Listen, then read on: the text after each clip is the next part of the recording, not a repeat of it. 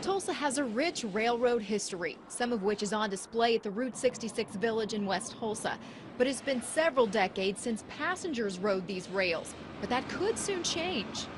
The good news is that we could have rail service in a few months. Rick Westcott is chairman of the Tulsa Advisory Committee to the State Eastern Flyer Task Force. He says a private carrier could get the project done in just 6 months and at a much lower cost than earlier estimates. Our initial figures were $120 to $150 million to have the job completed.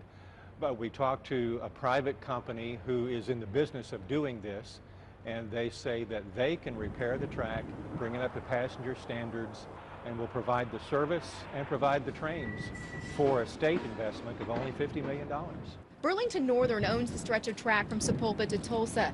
Westcott had worried that only Amtrak would be allowed to use that corridor, but he says that's no longer the case. They're willing to discuss, they're willing to negotiate with the state of Oklahoma or any private entity that the state might contract with.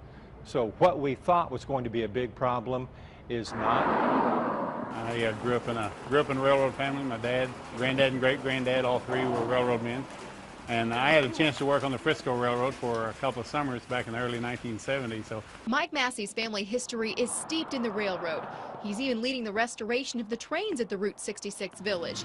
He hopes to see passenger service once again become a reality for Tulsa. it's part of my past, and I would like for other people to experience the thrill of riding a train like what I got to enjoy as a child.